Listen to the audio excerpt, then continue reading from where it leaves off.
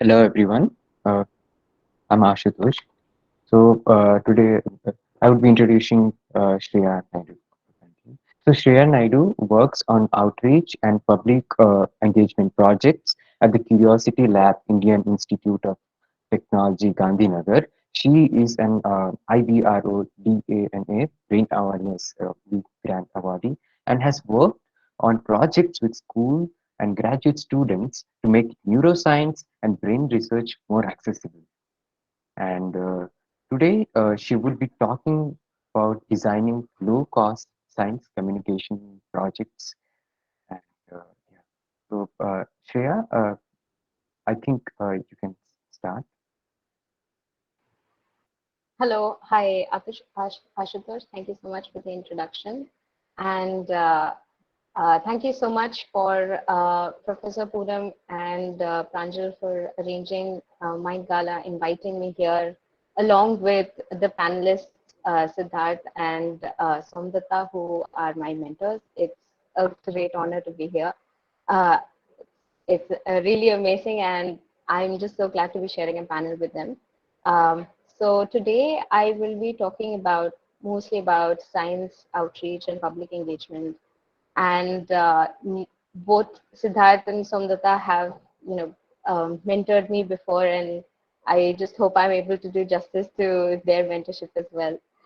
So with that, I'll just share the screen and start my presentation.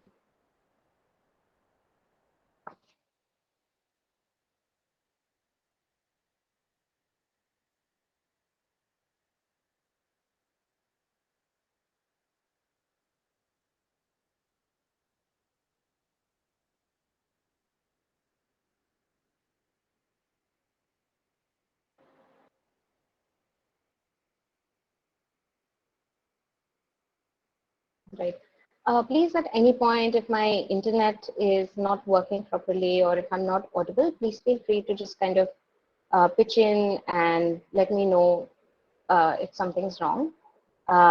Meanwhile, so we'll start off with my topic that I have thought of for today is designing low-cost science communication projects. So when I was on call with Pranjal, I was informed that we will be having more students here, mostly undergraduate and postgraduate students. And I understand that science communication is not something that is practiced very openly and well through all education institutions that are present in India. So there are students who might know about science communication, want to explore it, but they might have restrictions, like there might be less support from the institution, or even if there is support from the institution, there might be a lot of limitations. So I thought about trying to share some ways in which I have done science communication and outreach, and mostly through low cost techniques. And I'll go into it more into detail throughout the presentation, but I want you to not focus on the low cost method as much, but just kind of focus on the goals of outreach, because that's extremely important when you're doing science communication. What are your goals, and what is the end result that you're trying to gain?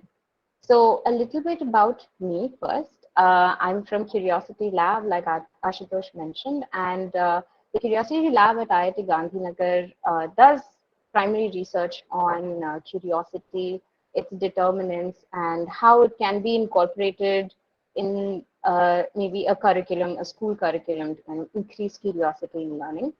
But the other side of the lab, where we do outreach, where I'm majorly part of, which is conducting outreach events for the lab, we are focused on trying to bring back the fun and engagement in learning. And we're trying to not focus on meritocracy here, and we're trying to be accessible to everyone so that everyone has an opportunity to explore the subjects that they want to, and kind of bring back the fun into learning. I also am the co-founder of Stimulus, and that is a very specific niche in neuroscience. We do science outreach events and public engagement for neuroscience. And we're basically catering to people who are new within the subject of neuroscience. So they're either maybe people who have been in a different subject, maybe physics, and they want to switch to neuroscience. So we offer lots of opportunities to engage with other people who are just kind of growing into the field and kind of introducing concepts to them in a way that is easy, simple, and is not extremely pushed down by jargon. So we're trying to make it as accessible as possible to people who are kind of just entering into the field. So that's a little about me. And before we start off, Mentimeter is a very good tool. So I just want everyone to kind of get onto the this link. And if you could go to menti.com, I'll just share this link on the chat as well.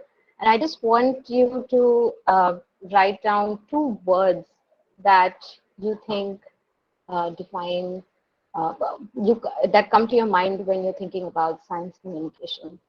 So I just share this.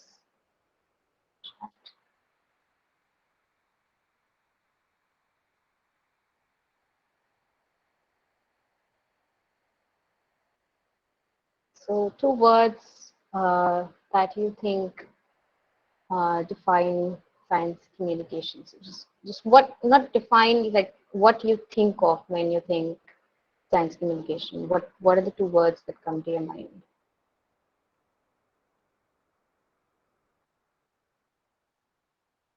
Is the link working? So it shows Yes, that sure. voting is closed. Sorry? It shows that voting it shows on your screen as well that voting is closed. Can you Oh, open oh, the voting? Yeah. right. Yeah, sorry.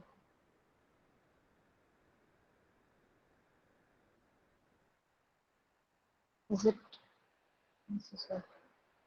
Yeah. Yeah, now it's fine.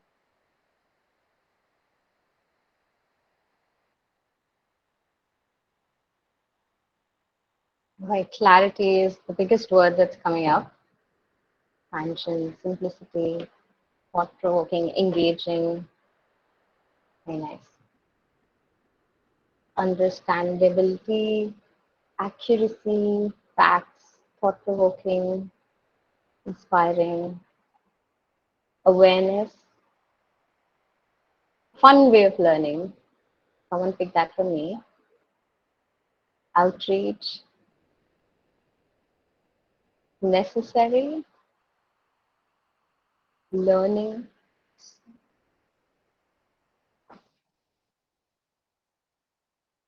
All right, so awareness, engaging, simplicity, important, inspiring, learning. These are some of the words that we're getting.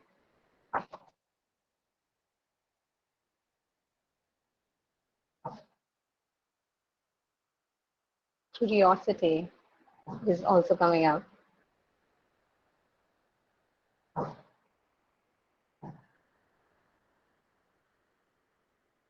Different perspectives are there. Dialogue, jargon-free. Very interesting answers. Curiosity invoking.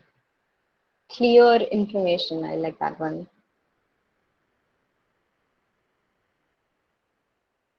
Fun. Okay.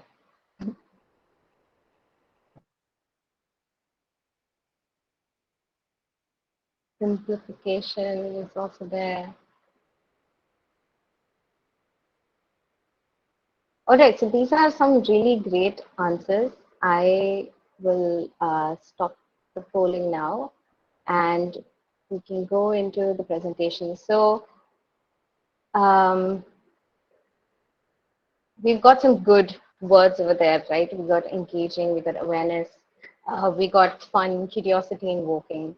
And so today, throughout the presentation, I'm going to go by Birmingham's 3 definitions that they've given in science communication. So sorry for this slide. There's a lot of words, lots of definitions, but we'll get through this. And this is the only slide which has this much content.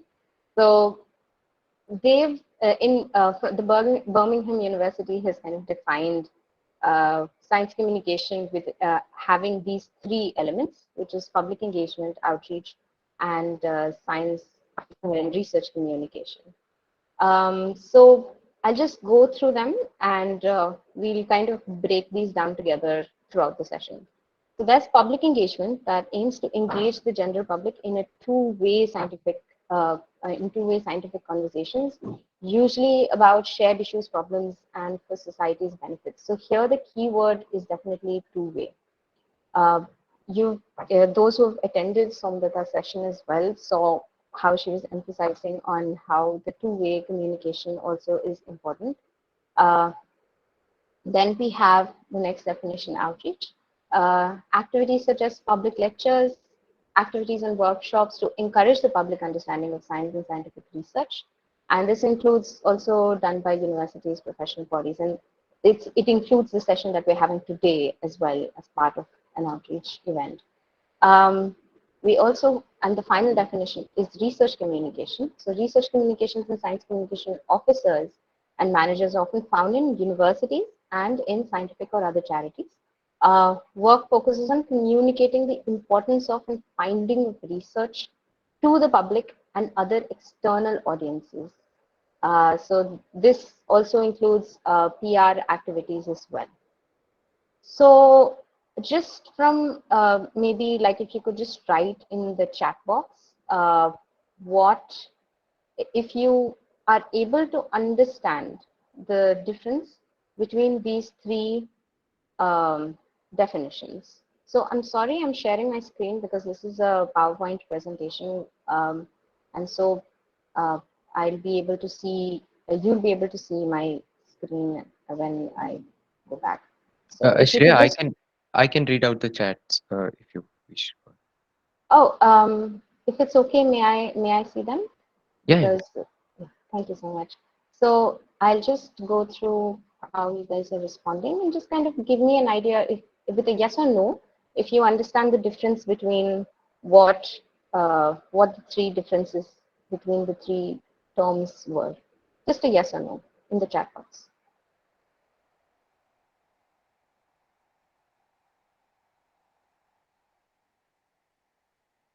Okay. Lots of yeses. Yes, I think. Yeah. Okay. No. Yeah. Mostly yeses. That's completely fine. We're all here to learn. So, right.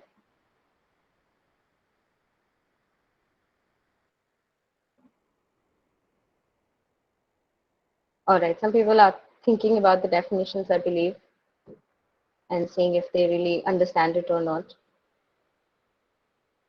Right. So we have good majority of yeses, but there are some no's sprinkled there.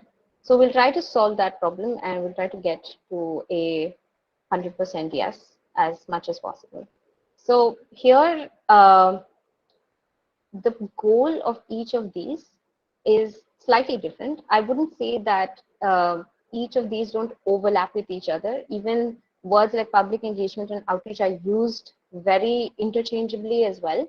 So I just want to kind of bring the difference out so that when you're designing your own event, you are able to understand what exactly is your goal and what sorts of resources that you want to look at, what sort of activities that you want to put in to really address the goal, because it's extremely important to get the results based on your goal.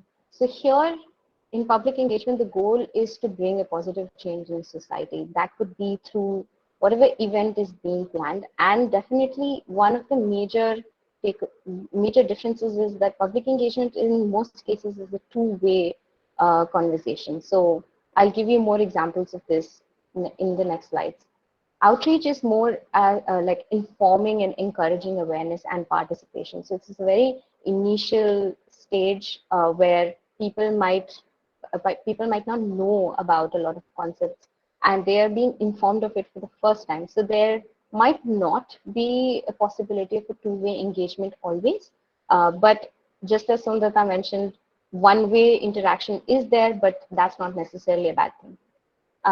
Then there's also research communication, and we're trying to make the research that is probably happening within an organization and institution more accessible. Now, it is definitely a very good thing to make it accessible to the public, but the generally a lot of this information that is translated is also very good for funding bodies. So it's very good for funding bodies to understand what the research is about, and if this is something that they should be uh, funding further or not. So generally it does come into PR related work, but it's also good. Its end result is actually, it's just the information is extremely accessible, and anyone non-scientific or scientific background can access the research and the results and the findings of it without it being uh, very you know, cut down to a point where only the results are highlighted and they're not extremely accurate, while preserving the nuance of the research. So we're going to go into public engagement first. And now, this is a definition by the National Coordinating Center for Public Engagement in the UK. And it says public engagement is described as many ways in which activities and benefits of higher education and research can be shared with the public. Engagement is by definition a two-way process. Again, we see the word two-way coming, involving interaction and listening with the goal of generating mutual benefit. So I just put these two pictures as a small example of public engagement. So I don't know, many of us have probably experienced this and have seen this. So I thought this would be a relevant Indian example. There is a very nice article called Greenery on the Jagged Edge of Survival, and it's about slums in Bangalore having different types of plants as kitchen gardens or small personal gardens, medicinal gardens. So basically, slum areas have these, you know, uh, pots and buckets or anything that you can grow a plant in. They kind of collect this, and they have a huge collection of plants that they grow within the slum areas. It's very prevalent within slum areas. Like this scenario is of Bangalore. If you go to Lal Bagh or any other big parks, there's a lot of ornamental trees and lots of ornamental shrubs and herbs. But when you look at the slum areas, there are these herbs which have medicinal properties. They may have skin benefits. It may be like a kitchen garden. So um, why do these exist? They exist because the slums, they kind of try to use these gardens as their own personal medicinal cabinet. It saves them money. It is it's grown and it's fresh, and a lot of times the kitchen garden is a very good source of micronutrients as well for them. So now imagine that you're a researcher who knows a lot about herbs and plants and wants to connect with the local government and kind of give some more herbs and plants to the slum areas and kind of explain to them the benefits of them and encourage this activity that is already prevalent, but also given more information that they may not have. So when you're going into these slum areas and you're talking to the people over there, and you're trying to disseminate information, there's a two-way engagement happening here, because not only are you informing them about your findings and what you know, you're also getting a lot of information that they know that has been passed down ancestrally. And so that adds to your nuanced understanding of how people culturally use certain plants, and that would help you later on for improving your engagement with other slum areas, and would definitely build onto your knowledge as well. So this is a small example of how public engagement works, and this is like Sondata mentioned, like quite in the end, that this is, there are a lot of possibilities, and so you don't want to restrict to one or two things. Public engagement outreach has a lot of possibilities, and this is just one small example of how we see public engagement in action and why it's a two-way process. Now, the second part is outreach, and this is basically what I do. I'm an outreach manager at Curiosity Lab, and in the past 2 years, I have done a lot of outreach events, and my career started off during the pandemic, somewhere in the middle of the pandemic, because there was a need for science communication. People were realizing that there was a need, and thanks to the grant that I had received, uh, I was able to get good opportunities to work at IIT Gandhinagar Center for Cognitive and Brain Sciences. So there was a need that was identified, and I tried to kind of make use of that opportunity and disseminate information about the brain sciences. What is cognitive science? Now, cognitive science is an extremely interdisciplinary field, and there is not a lot of information about what cognitive science is. And this is, we're talking about urban areas. So even today, when I talk to people from good universities, sometimes even within IIT Gandhinagar, there are people who are not, who are probably in other streams. They don't know very well what cognitive science is. So there is a definite lack of understanding, and so that's where outreach comes in, where you're informing a crowd, and it's one-way communication in most cases. There is some feedback that you get, but in most cases, it's very one-way. And so through outreach, you're able to inform the public and kind of give them a good idea about what this new topic is, and inform them about the different opportunities that lie within this topic and different ways for them to engage further within that topic. So I'm just sharing here two examples of outreach events that I did. One is Sign Up Society. It's still going on. It's part of Stimulus.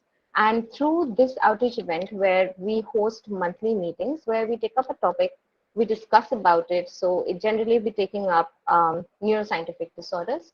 So last time we took up depression, and we talked about it, the neuroscience of it, the social context, and then we open it for discussions.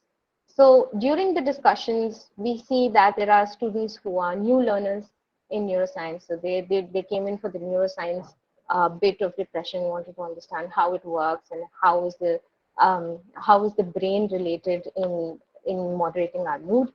And then there were people who were just they felt that they had depression, and they wanted to get more answers about what they're experiencing.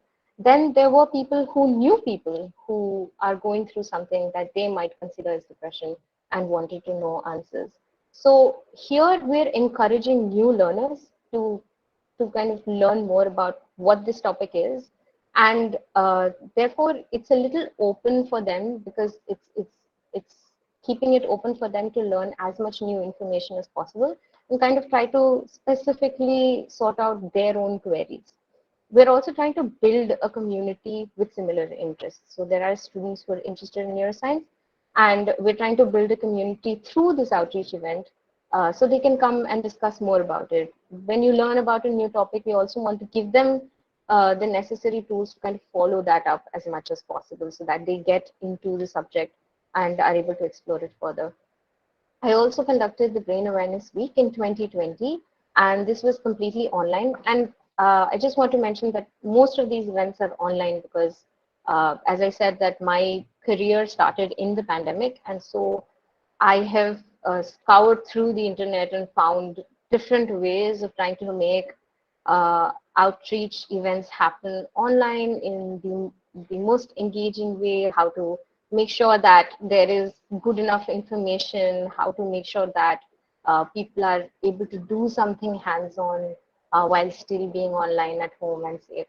So Brain Awareness Week was conducted online, and it hosted competitions, it hosted quizzes, it hosted filmmaking competitions, and we also had talks. And it was the Brain Awareness Week that is actually put out by Dana Foundation is for the community's benefit. And it's also about visibility of Dana Foundation within the neuroscience community, but it's also more about just bringing awareness about brain neuroscience research, clinical, and how one can kind of either start a career within it or how one can benefit by knowing information that is important for brain health and mental health. So these are two of the events that I have done in the past. One event that I am currently doing, and we just announced which is Camp Inspire, is these curiosity camps that I'm doing by the Center for Cognitive and Brain Sciences. Now, why does this come in as an outreach event? Because it is again a very one-way dissemination of information. Uh, the the focus groups are school students, parents, and teachers, and we try to focus to 8th grade to 12th grade students. And just as an example, like when a lot of you, because this is a neuroscience group, I'm assuming that a lot of you have come from sciences background, not necessarily biology maybe, but definitely from a sciences background. Very few of you might be from the non-sciences background. So maybe when you were in 8th grade, did you think about, you know, what does the humanities and social sciences really do, or or what exactly is creativity, or why are there poor people in this world? If you had questions like that, then the camp was trying to address that. The whole idea of Curiosity Camp is to introduce new disciplines to students and teachers and parents, because parents and teachers are the ones who are going to push this idea forward for students later on, and also inform students about different concepts that are there and the interdisciplinary fields that have emerged today, which definitely is not being discussed as much in schools at the moment. It definitely comes up at a college level, but it's not coming up that much at a school level. Now, when I was in school, I would have loved to have had computer science along with biology and psychology, but that was never an option. However, today there are a lot of tools for students to engage with it and kind of look at online platforms and learn about it on their own as well. And so, by curiosity, through curiosity camps, we're sorry. Uh, if someone's mic is on, could you please mute it? Thanks so much. Yes, sorry. Go ahead, go ahead. Right. Okay.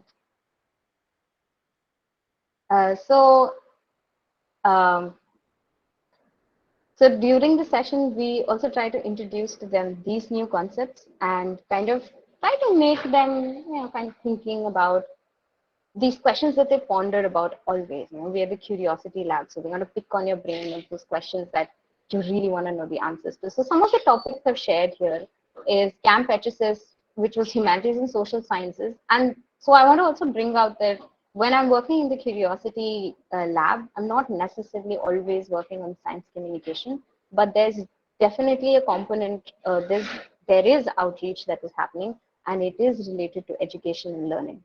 So we did Camp HSS, which had a lot of topics like origin of thinking, decision making, gender and body, creative youth, or like creativity, poverty and inequality, protecting the planet, argumentation, very new concepts to high school students, even teachers for that matter.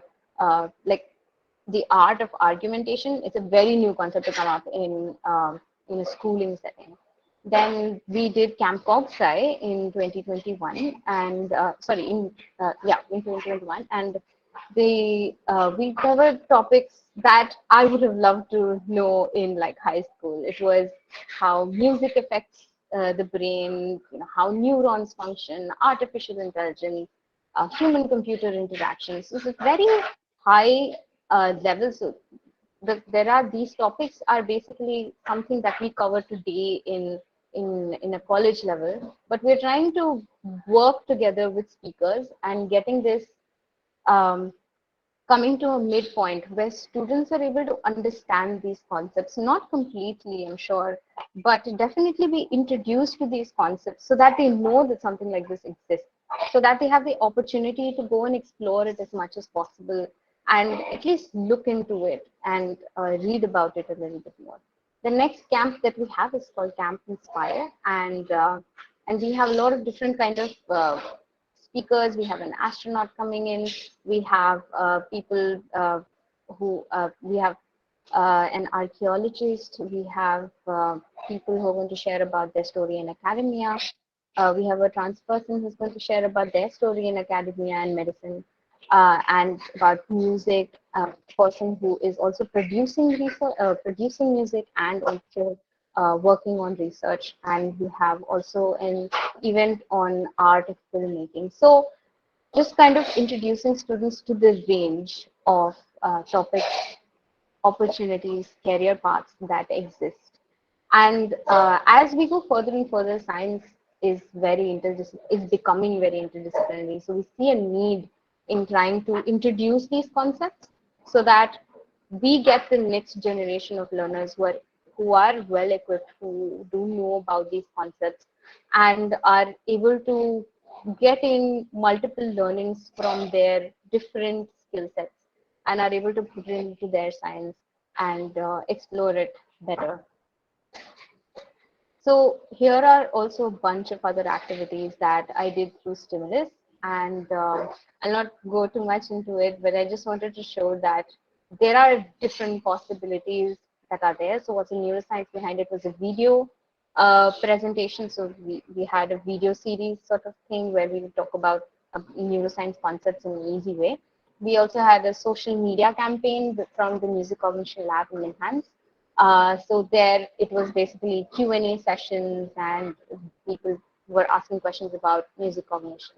We had an Instagram kind of poster, Women in Neuroscience, trying to highlight it about the stories of women in neuroscience. And we also have a running sign up society that I mentioned earlier, and we had resources page. It was a public engagement activity where during the pandemic we had put out helplines, counseling services, and some guidelines and links for anxiety, stress, and depression for people to go through in case they were experiencing any of these. All right. So that was a huge kind of information about kind of outreach events that I've done in the past, and kind of give you an idea about what sort of outreach events are possible. Uh, Now we're going to get into research communication. So recently, IIT Gandhinagar has uh, put out this book called Research Spectra, and it is basically a two-page, just in 2 pages, 5 years worth of research is explained, and without trying to ruin or take away from its nuance. So this is available online if you're interested to go through, and it gives people a good idea about what sort of research is happening at IIT Gandhinagar. If you're a prospective student and or a researcher and you're interested to kind of work on some areas, or you're trying to be more interdisciplinary and so you want to understand what is the research going on in different other areas, this is definitely something that makes the research more accessible to you. I am able to read about microbiology research over here, which otherwise I wouldn't understand what's going on. I generally don't understand which professor is working on what. But these sorts of communication pieces, they help you break down this information and make it extremely accessible. So it's generally in writing. It could be also in video format, and and we have to acknowledge that there is a PR element as well, which promotes the work that is being done at the institution and also encourages funding agencies to look into the work that the institution is working on. But it also makes information extremely accessible for non-scientific community as well. All right, so with all of that information, I think I will ask that question again. If you are able to now kind of differentiate between public engagement, outreach, and research communication a little bit better. So if you could just share in the chat with a yes or no and see if things have improved. All right, that's awesome.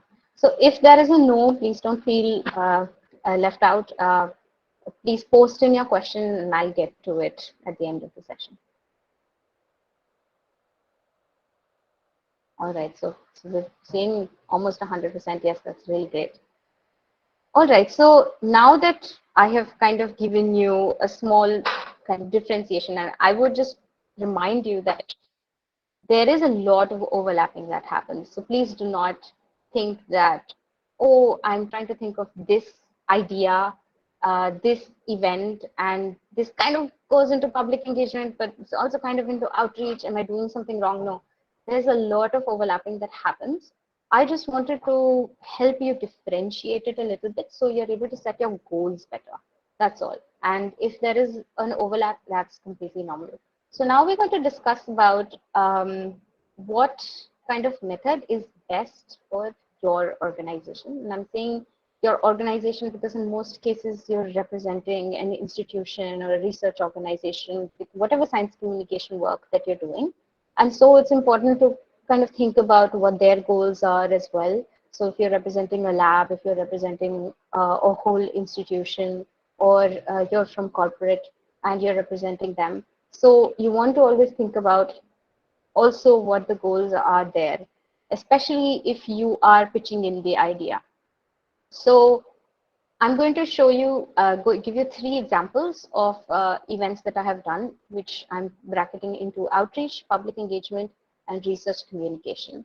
And I'm going to tell you the goals or the reasons why we chose to do this, and what were the results of it. And so I hope that would kind of help you understand what kind of rationale one can develop to kind of explore what sort of an event one should create. Right. So the first one that I have here is Neuro November Convention in 2020. We had an amazing collaboration with Project Encephalon and Stimulus. And I wanted to highlight this event because this was the first event that we had done after Stimulus had come out as an organization. And the whole idea when we were having meetings was that how do you encourage science participation within the community? Like how do you get the community together? How do you get them talking about neuroscience? How do you introduce different concepts to them that they might not bump into? How do you improve collaborations and improve network? So those were the questions that we had asked. And as an organization, we were also offering these, both Project Encephalon and Stimulus. So it was definitely for us to also kind of showcase what we can offer, and that we are also building communities where you can be part of. So those were the different type of questions. And so Neuro November Convention held in November in 2020 had talks, had competitions, and we also, because we wanted to also encourage new participation, we had designed a competition for 12th graders and high schoolers as well. So they could at least get a glimpse of what neuroscience research is, what are the concepts that we're studying there, and be feel like they're participating in a convention which generally caters to a very established scientific community. So we wanted to keep it a little open to high schoolers as well. And so we did that through the convention, and we were able to get a very good number of participation, and it has helped us build the organization since then. The next project that I have here is a sustainable period project that I had conducted again during the pandemic. There was a point where people were hoarding a lot of goods, and there was a time when I saw somebody buy a very huge packet of pads, and they were all plastic pads. And just seeing the amount of pads, it just came to my mind that that's just a lot of pads that are never going to disintegrate, and that's going to cause a lot of pollution. At that time, I was also not on a sustainable option. So I tried to look for ways to kind of go in for a sustainable method for my periods, and I wanted to encourage that same behavior for the community within IIT Gandhinagar. So I did that by using a Google form, and it's very I don't know how that sounds like. I did that. I tried to change people's behaviors using a Google form, but I tried doing that, and I'll tell you how it worked out. So I know this is not related to neuroscience, but I've mentioned this particular example because of the kind of impact that it made, and maybe also kind of to tell you that Google Forms or forms in general are a good tool to sometimes conduct events as well, and you might be surprised by them. So what I did was I made this Google form where I kind of gathered a little bit information about how people, what sort of products they use, and if they're sustainable or not sustainable, and uh, and then throughout the form I built a technique, those numbers where you like choose a number from 1 to 10 and then multiply it by 5 and then divide that by 7 and then you get a number and then now think of a digit. So I kind of built that sort of a activity for them to calculate the number of pads that they have used till date, from the time they started menstruating till date, and the cost, the approximate cost of that. And when they saw that number, it was huge. And so then I pitched that against sustainable products, which often are much cheaper in comparison because they're reusable. And so what the Google form did was it raised awareness about the issue. There was a lot of communication that went back and forth as well about what are the different options that can be used. We also got in touch with an organization that supported us in sharing the more degradable products as well. And so at least the idea of trying to switch to a sustainable product was put into the community. And so talks. This has been followed by Q&A sessions with gynecologists.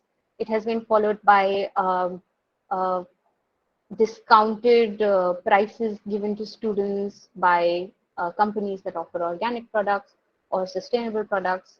So this is how we try to kind of have this kind of build a positive change within the community by doing this activity.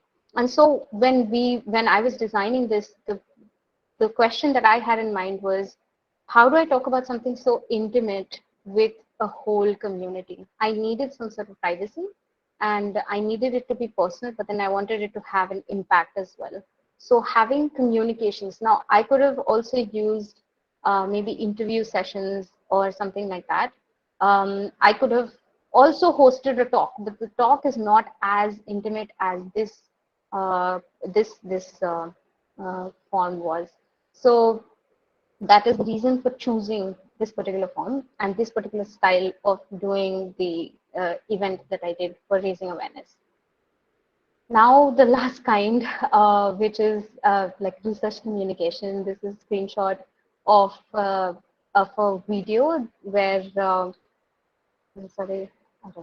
So this is a screenshot of a video where I was trying to explain Donna Simmons' speech to sound illusion. So there was this very interesting and famous and viral video that went about this Rashi and this cooker, and there was a song, and Yash Raj had made this very nice compilation that went viral.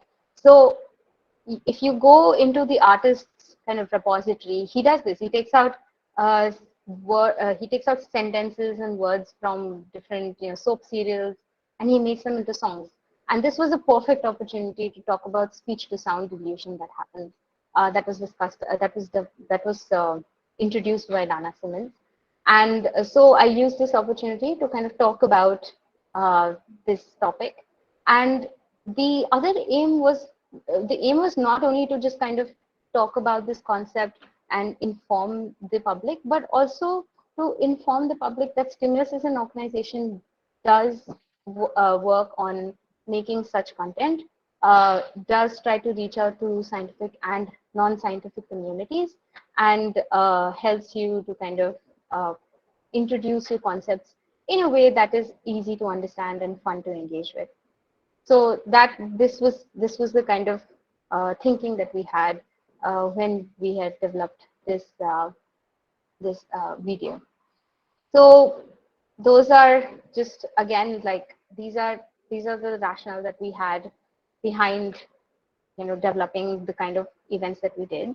And so now it's your turn to kind of think about what do you want to do, how do you want to encourage science communication, and what sort of problems do you want to address, what are the goals of your organizations, what are the limitations, and what is the target audience. So these are three questions that I've put, which are extremely basic. I do understand a lot of you are just starting out in science communication, and so I would just ask you to focus on these three, and it would get you somewhere in terms of how you want to focus on making a science outreach event possible, and in the best way possible. Now, this is the process, and I want you to think about these questions very deeply when you are making your event, because there are a lot of issues that can happen if you don't think about them properly. So if you don't think about the event properly, it would not fulfill the intended goal, which is just something you don't want to do. You want to be able to fulfill the goal that you're doing. If there is a session that you've designed for students to kind of introduce a new topic, if the speaker is not sensitized to how young the students are, or how much information the students have about the topic previously, or how much they understand, they could completely miss the students, and they could go on for like a proper research presentation, and completely lose students' interest, and the whole session would be sadly a waste of time. This is something that we've been trying to avoid with curiosity camps, and we always have regular communications. So what we do is we draft as we keep getting in entries of the students or participants. We generally ask them details like, what is your name, what's your background like, which class are you in, which school are you in, which state are you from. So that gives us a little idea from where these students are coming, if these are urban students or rural students, are they English medium schools or non-English medium schools, and we ask them this information, and we make a demographic sheet, and we give them to the speakers, and we say, see, this is the kind of audience that you would be getting, and this is from the registration, so it's definitely the audience that you would be getting.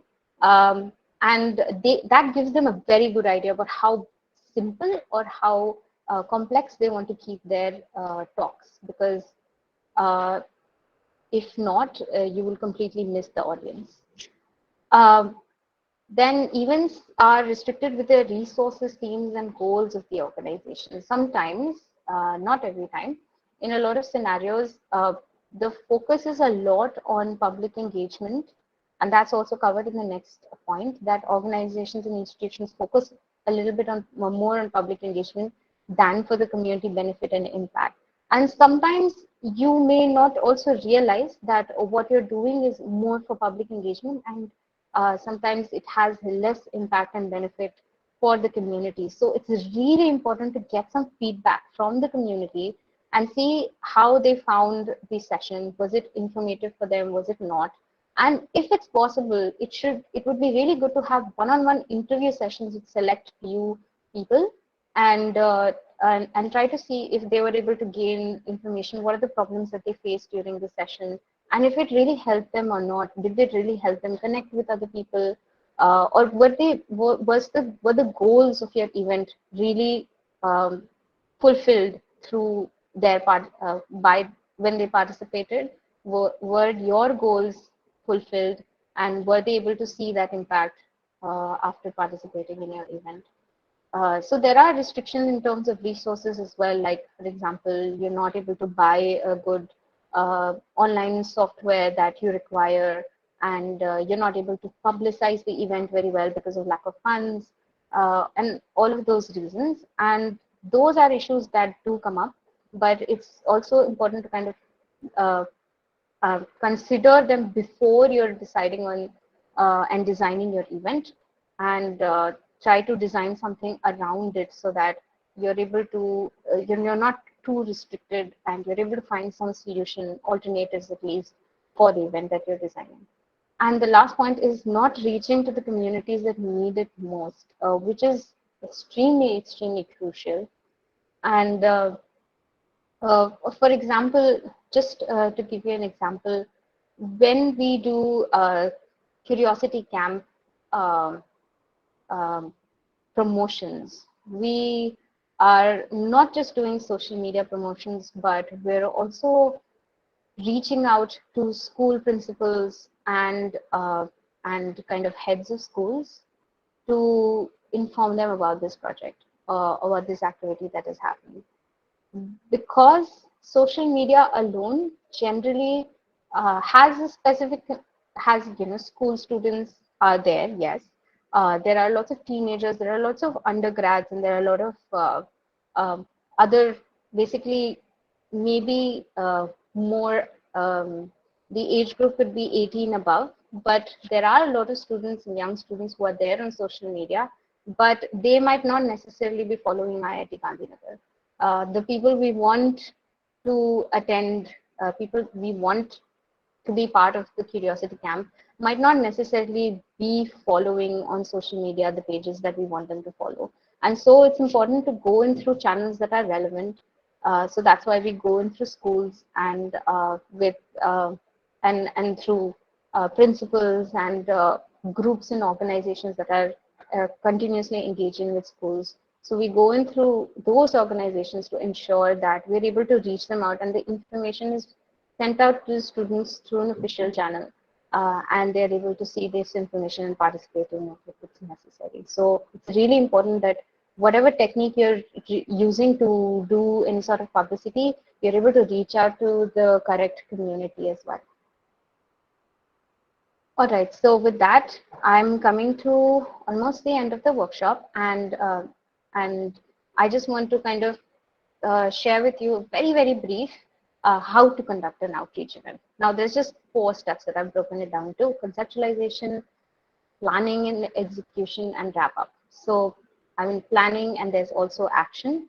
There are 2 events that I've done: Brain Awareness Week 2021, which was done by Center for Cognitive and Brain Sciences, and this was a scientific illustration workshop. They are two very different things. Scientific illustration workshop uh, was a very hands-on workshop, and it required constant communication, and there were a very small group of people who were trained and skilled in doing 3D illustrations. And Brain Awareness Week was open for different people across, in science, neuroscience, and were encouraged to participate as listeners, or be part of competitions, or be part of small workshops. And so I used the same checklist that I'm going to share with you, or for both of these events, and that just kind of helped me to make sure that I was going properly throughout and not missing anything. We'll come to handy tools later. I just want to go through the checklist first. So there is a checklist that I have developed, and it's I have shared it with some people to kind of review it and see if it makes sense to them. But I would suggest like just using it as help, and I would recommend it for students who are really new to the how to do an event. There are a lot of things that go into it, and you might miss out on them, especially when you're doing an online event. So I would recommend you go through the checklist just to kind of give you an idea and use it as a reference to start out with any sort of outreach idea that you're working on. So I have broken it down into different steps, making a list of ideas and plans, how you want to work out on what sort of event do you want to work out, what sort of topics do you want to cover, do you want to be talks, do you want to be more like workshops, and reviewing the ideas and kind of removing those that are not feasible. It's all part of the ideation process. Approach a target audience and kind of discuss with them if this is something that would be of interest to them. Then you want to also reach out to sponsors as much as possible throughout the whole duration, so that you're able to get any support that you can get. And then promotion through science communities. There are calendars like Friends BAW, IBRO, and SFN, and Worldwide Neuroscience that have calendars where you can put up your events, and people who follow those calendars can also get and see those events and kind of participate in them. And once the event is over, it's important to ask for feedback. It's very important to ask for feedback. And as I said, it's very important to, if it's possible, to try to take one-on-one feedback as well, to if you really want to develop on your science communication and outreach skills. So these will really help you further in developing better events in future. And later on, obviously, whatever you've done, share your experience and impact in the form of blogs, articles, talk about it in a podcast, make a video about it, but share your experience because it helps other people who are working on these similar ideas, share what went wrong, share what went right, share the impact, and try to see if your goals were reached or not. And so this is the checklist that you can find on the website. You can just kind of, it's just there on the homepage. You can just download it from there. And you have like these tick marks, and you can be like, okay, have I decided on the theme? Have I decided on the target audience? What is the scale of the event? And so it kind of makes you go through all of these steps. So it's just a very introductory thing. I developed it because it helped me, and I still use it for my own personal events. So for those of you who are interested in doing outreach events, I would recommend you check that out. And finally, the handy tools that can help you do events easily. There's Mentimeter, which Soundaka use, very interactive, very nice tool to do presentations. Canva is your best friend. It's free. It's very great for poster designing, videos. And as I talked about earlier, Google Forms can be really good. Generally used for registrations and feedback, but you can also use it for multiple other things. Typeform is also there, which is free to a certain extent, and you can use it for interactive forms as well instead of Google Forms. Website builders. Website is extremely important. I have made too many websites now to even count. And there are lots of amazing sources that are there: WordPress, Wix, Squarespace, Google Sites, Webflow. All of these are free. Some of them obviously require some amount of money, and if you're using their hosting name, then it could still be free. And webinar hosting, there's free options of Google Meet. There's GatherTown, which a certain number of people you can have free events in, and it's really cool. It's like, it's like a game, and you can kind of go through a virtual space and kind of hang out with each other in a very natural, social way. And there's also MS Teams, where you can have free webinar hosting. So these are some of the resources that I wanted to share, and there are some other resources as well that I would love to share my presentation for others to go into and kind of utilize these resources for public engagement. There's also some grants I've listed, including the India Bioscience Outreach Grant that our project in Cephalon received, Mind Gala. So you can see the benefit of it happening here directly. So these are some of the events, kind of resources I wanted to share, and I just wanted to end with. When you do outreach, you'll be contented with the fact that you're helping to make the world a better place by educating your community about how to keep a healthy brain. And this is something that I just print out and keep in front of me to kind of keep me motivated to work in outreach.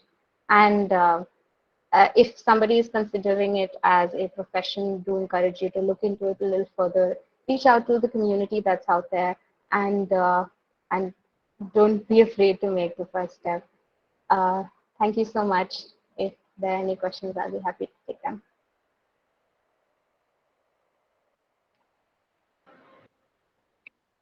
That was a wonderful talk, Shreya. You lucidly presented all of it. So, coming to the questions part, I see some of the questions in the chat box. So that has come up in between. So shall I go through them one by one? Yeah, definitely.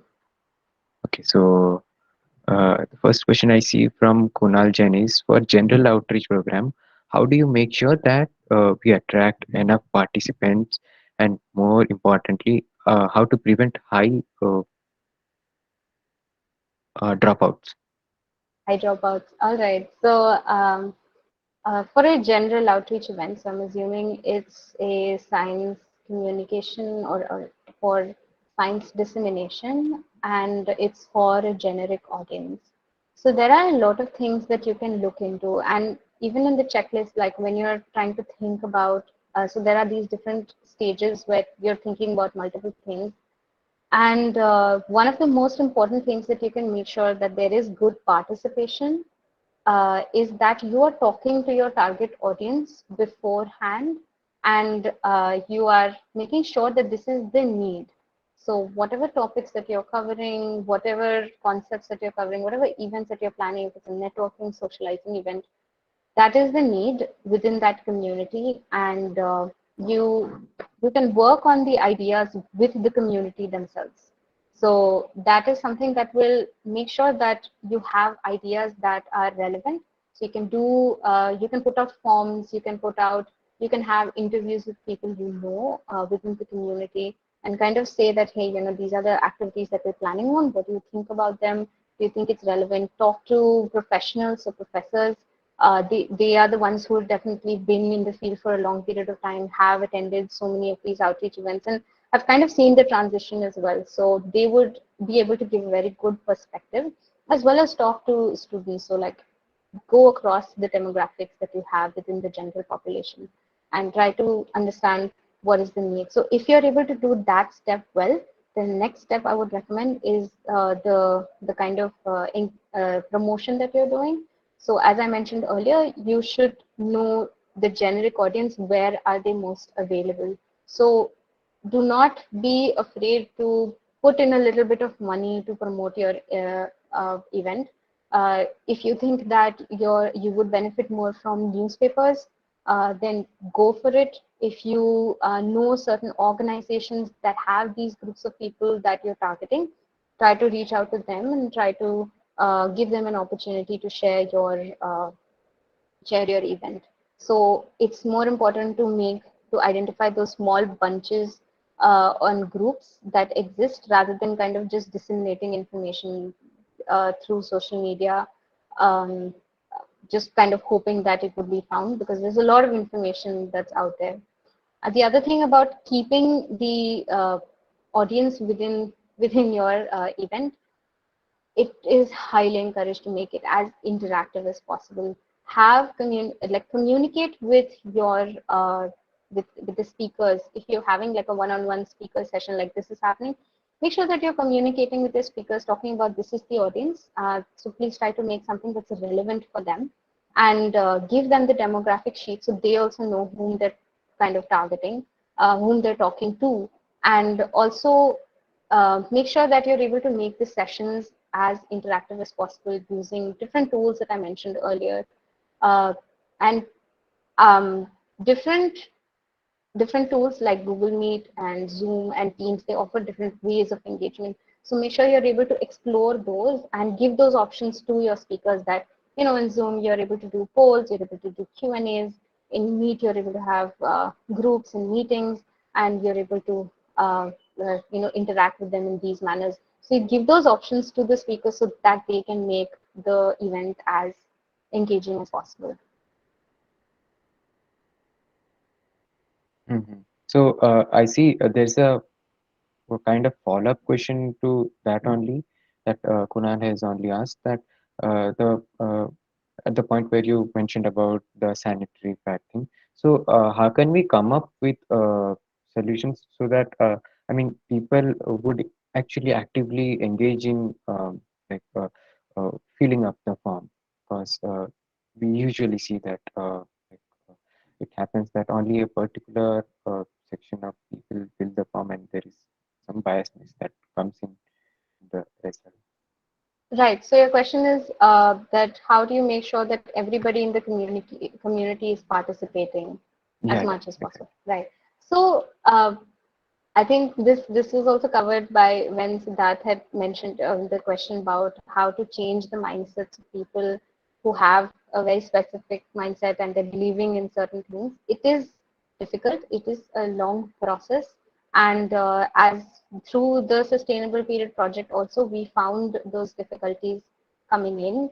there were a lot of people who wanted to use the cups but were not comfortable with the way it was used, and there were people who wanted to use degradable pads but they were extremely expensive. So these are, and there was definitely a lot of taboo just to talk about periods in general. So there were people who had questions but they didn't bring it up, and they were very shy, and they didn't want to kind of talk about it. So um, what has personally helped me in this project, and I think it can be used universally, is that you're able to kind of segment when you're doing these sorts of events, segment the kind of groups that you have.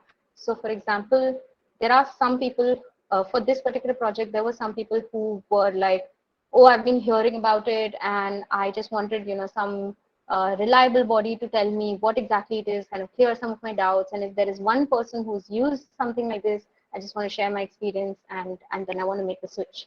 So there's those segment of people. Then there are those who are being introduced to this for the first time. So they're like, oh, okay, I didn't know there was something like this. And then for them, we're kind of trying to give more information. That's why there was a gynecologist coming in and talking about it. And then we kept having more and more sessions so that we kind of drive in the idea.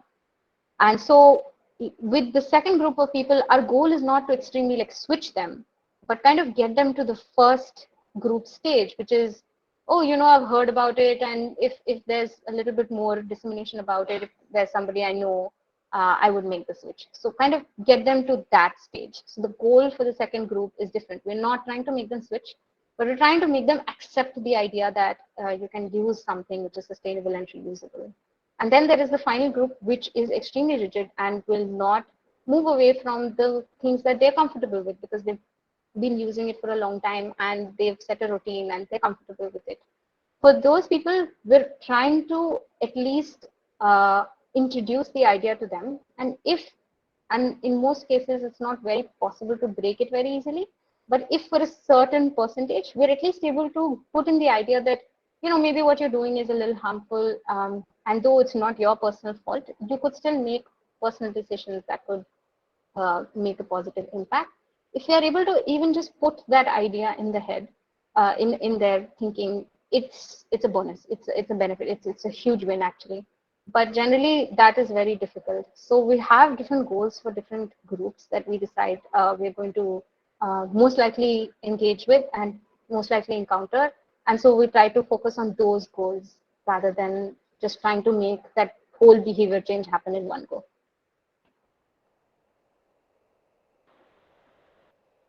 Yeah, I see. I completely.